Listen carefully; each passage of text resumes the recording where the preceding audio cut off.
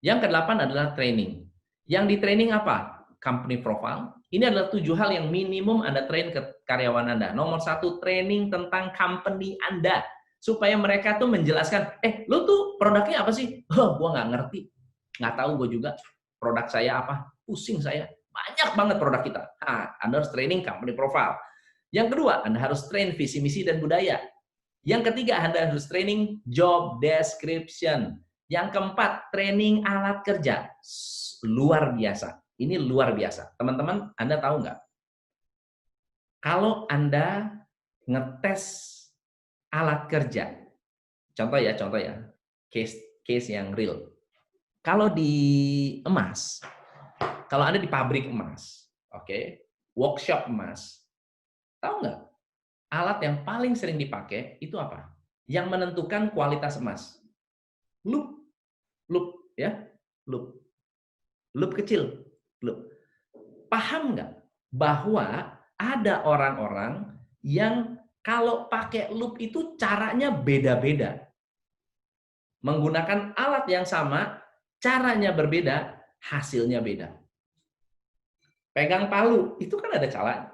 Pegang gergaji, itu kan ada caranya. Pertanyaannya, pernah nggak Anda mentrain teknik untuk menggunakan gergaji? Kalau anak saya, cara pegang pensil, itu spesifik. Nggak boleh begini, nggak boleh. Pokoknya caranya itu nggak boleh menciptakan bad habit. Karena orang jadi capek ngerjainnya. Ya, pensil itu nggak boleh begini misalnya, nggak boleh begini. Dia harus semua tangannya yang bergerak. Misalnya contohnya, is a teknik.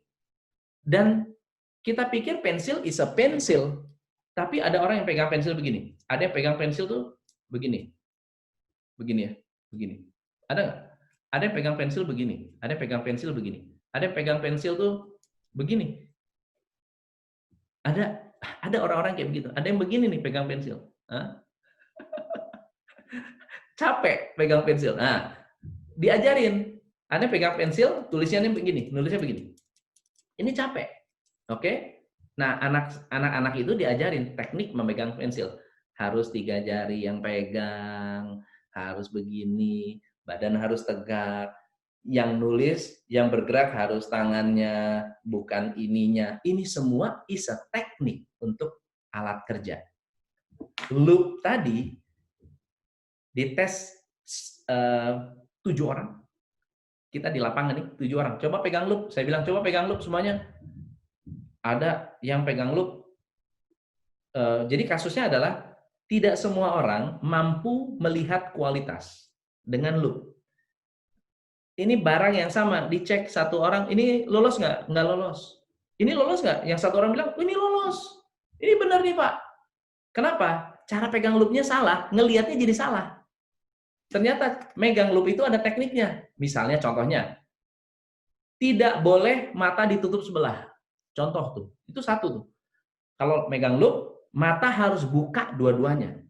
Sementara ada orang yang pegang loop apa? Mata ditutup satu. Mata tutup satu dengan mata buka dua itu beda hasilnya. Ya. Yang kedua, harus ada yang ditempel di hidung. Jadi yang bergerak bukan loopnya, tapi bendanya. Jadi untuk menyesuaikan fokus, kebanyakan dari kita apa? Loopnya tarik mundur, tarik mundur. Ini salah. Harusnya loopnya steady, bendanya yang harus bergerak. Coba bayangin. Kalau Anda nggak ajarin teknik menggunakan alat, bisa salah. Betul ya? That's training. Yang kelima adalah skill baru. Harus di-training.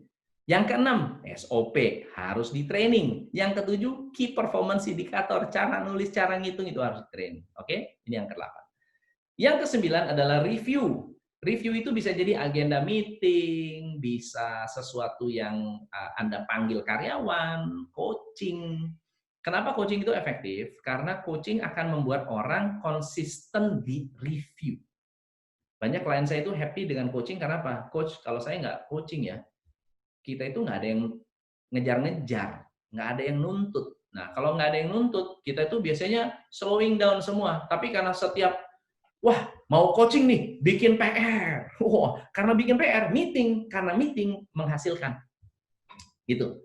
So, jadi ada nomor 9 adalah melakukan review monthly, weekly, quarterly.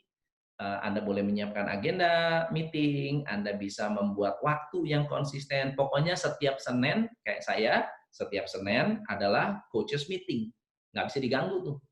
Mau ada project kek, mau ada order gede kek, coaches meeting hari Senin. Nggak mau saya ganggu. Gitu. Harus konsisten. Orang lain ngikutin schedule kita. Bukan kita ngikutin schedule orang lain. Nggak mau saya ganggu. Karena apa? Itu long term buat bisnis kita sangat penting sekali. Ya. Misalnya setiap pagi ada morning briefing dan ada review kerjaan kemarin. Nah, itu semua harus dibuat konsisten, ya. Dan seterusnya. Anda bisa baca sendiri. Contohnya adalah stand up meeting, ya, morning meeting. Stand up meeting ini, jadi kalau di kantor kita meeting itu berdiri, nggak ada meeting itu duduk. Morning briefing itu semuanya berdiri dan dekat papan KPI. Dekat papan KPI. Jadi kalau kita meeting selalu dekat KPI. Jadi kita jelasin nih, ini loh KPI kita, ini pencapaian kita. Kita hari ini mau melakukan apa? Jadi semua orang bisa melihat dashboard. Oke? Now, aplikasi training yang outputnya akhlak dan life skill di anak didik 0 sampai 12 tahun.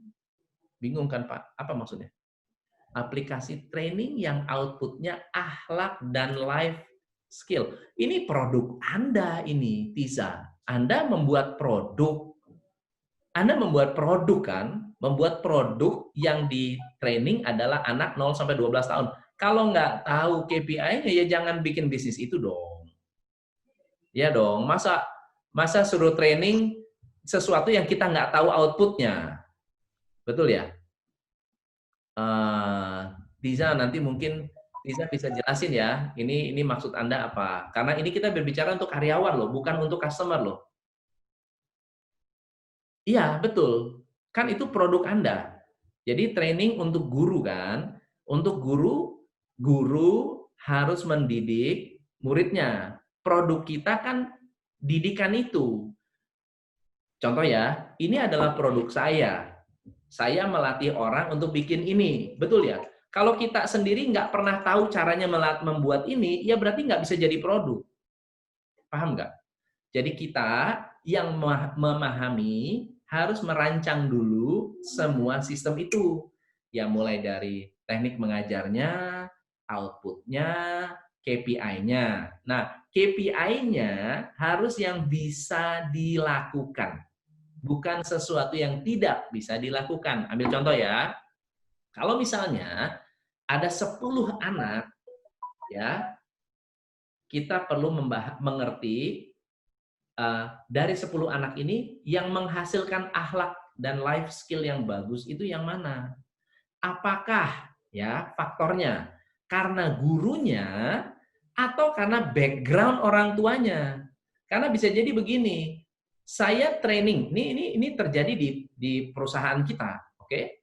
Saya training karyawan saya, oke? Saya train karyawan saya caranya untuk membuat SOP, cara menjalankan SOP, oke? Tetapi manajernya bilang begini, nggak usah, ngapain tuh kerjain kayak begitu? Nggak usah, oke? Kerjain yang begini aja. Sekarang Anda mentrain anak didik Anda, training anak didik Anda, mentraining guru-gurunya, setelah pulang ke rumah, orang tuanya bilang, nggak usah diikutin. Matenglah kita, nggak pernah tercapai KPI-nya. So, semua aspek harus disambungkan. Semua aspek. Gitu loh. Semua aspek harus disambungkan. Berarti yang mempengaruhi KPI harus disistemkan. Orang tua harus melakukan apa, guru harus melakukan apa, murid harus melakukan apa. Baru semuanya nyambung. Nah, yang ke-10, ini yang tadi Anda tanya 10. Bikinlah sesuatu yang bisa membuat Anda terbayang 5 tahun ke depan tuh mau apa bisnis Anda. Misalnya contohnya, oh kalau saya 5 orang kerja dapat 10 juta. Kalau saya mau dapat 20 juta, mungkin nggak 5 orang ini mengerjakan juga? Kalau masih memungkinkan genjot sampai 20 juta. Kalau tidak memungkinkan nambah orang, tapi menambah orang harus menambah omset. Jangan sampai Anda nambah orang omset tetap atau nambah orang omset turun. Nah, jangan. Jadi kalau mau kita perlu mempunyai rancangan scaling up-nya. Anda rancang scale up bisnis Anda 5 tahun ke depan. Bentuknya bisa blueprint, strategi jangka panjang, atau bahkan Anda bikin market tentang peta wilayah Anda yang mau Anda kuasai. Itu bikin market. Ya. Yang terakhir adalah rekrutmen system.